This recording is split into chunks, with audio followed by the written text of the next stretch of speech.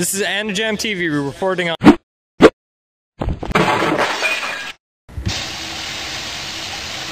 This is Anajam TV.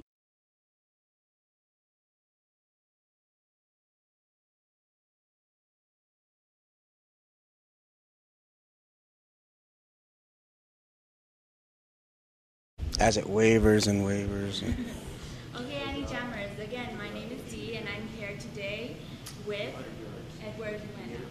Edward, please tell us a little bit about yourself and what you do. Okay, I'm a bum, first of all. Actually, I'm an artist. I started in early 80s going to conventions, and I did the Artist Alley bit before it was called an Artist Alley. It was actually called an Artist Ghetto. Because that's where it was. It was a ghetto. That's where we whore ourselves out to the public trying to do drawings. So, but that was a running joke in the artist ghetto. We were artist whores. But anyways, but we upgraded ourselves to call whores now. We didn't do special things. Actually, I started doing caricature sketches. And also, I had an uncle that was an artist in the Philippines, and he was actually an editor. And my mom told me all about it, and I got excited, and I wanted to become an artist just like him doing comic work.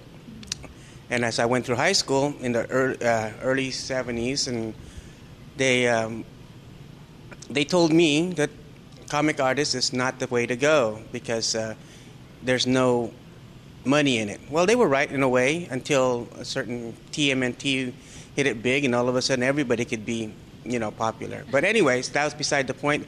Unfortunately, I was discouraged from being an artist, and so I instead of pursuing it, I just kind of just like disappeared for a while until I discovered Creation Con. And through Creation Con, they were the first ones to give me a table to set up and draw.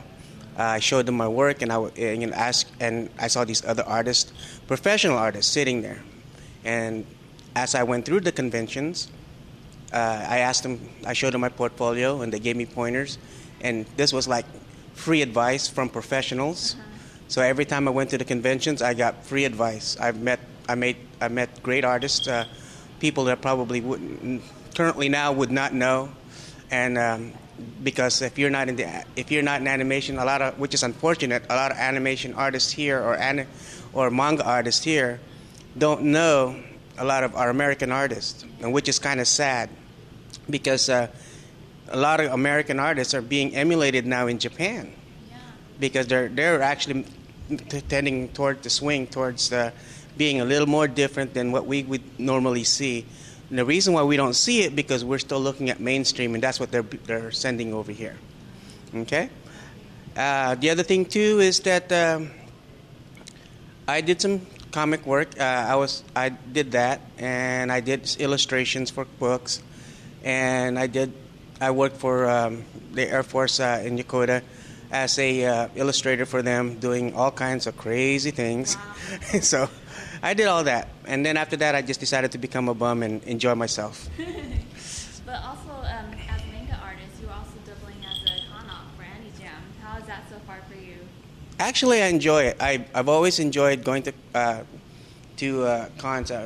Most of the time when I used to go to the cons, I used to go and I worked the Artist Alley, and I never actually got to see the con. And here I am again doing it and not actually seeing the con again. I thought, hey, I'm going to go con ops and I'll be able to walk around and see everything. Well, sort of from the back side of you. So, yeah, backstage, which is kind of cool. And I didn't mind doing it. I enjoy it, actually. Because the reason why I enjoy it is that I actually get to meet other people and who's as enthusiastic as I am about cons. And that's the nice thing. Well, I was wondering, what goes through your mind when you're actually on a table with a paper drawing?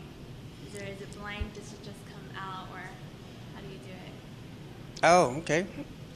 One of the things is that as an artist, when I was doing it, they would describe to me, and then from there I would sort of like play it in my mind what the character is going to look like. And then you have an idea of what they want, and then you close your eyes and you try to picture it first before you draw it. one of the problems with the artists is that when they new artists is they don't try to visualize it inside their head first. They try to put it down in paper, and they can't do that. And that's why they mess up. It's like because they're trying to actually put it into paper before they can see it in their head. And if you want to be able to draw good, look at and see it inside your head first before you do it. Well, since you were discouraged by your parents, was it? Not just my parents, but my school counselors, my art teachers. Do you have any advices for future manga artists like you too? Yes, actually I do. Don't just do manga art. Okay? Do all kinds, because eventually it's a rolling trend. Just when I first started out, before manga was even discovered, I was trying to break into the comic industry. I had already discovered manga, but I combined manga and American art style and combined it. So it sort of looked like what it looks like today with the Teen Titans and sort of like that, before it got even more stylized. Okay? Anyways, I had mixed reviews. Other people liked it, but then they said it's not proportionally correct. Now, as you know, manga is never proportionally correct. Okay, but that was the stylized that I had done. And so I couldn't find a job with the major studios. I mean, or should I say major comic book companies. So I did get an independent one to actually publish a couple of my work and stuff like that. And believe it or not, I got invited to Comic-Cate. So I was one of the first American artists that previewed my work there, along with a couple of my friends, because we had put a book together. And we were invited to go. So we flew over there, and we set up. And, you know, we weren't, like, wowed over, but we considered ourselves a mild success. I mean, considering that we didn't have Japanese writing in our in our comic, it was all in English. Yeah, so that's why a lot of people were like, not. And then we were, of course, gaijin, so they were kind of hesitant to come to our table. But the one that did, were happy that they did. Good. You know, and we were shocked because unlike comic book conventions or anything like that, they had divided Saturdays for girls, Sundays for guys, and you're talking about, let me say, the equivalent to the convention center over here. And anyways, you're talking about 4 different spaces like that filled with tables, and they only get half a space. And you're talking about over 100 tables in each. Wow. And so we were like really surprised, because we're used to seeing maybe 1,000, 2,000 people. Well, you know, you're talking about 60 to almost 80,000 people coming through on that day. Awesome. On each day. So we were like blown away. You know, these kids would buy. They had more money than I did. All right. Rick, do you have anything to ask Edward? Okay, well, thank you so much, Edward, for being with us today and being our con ops. Well, thank you. Master.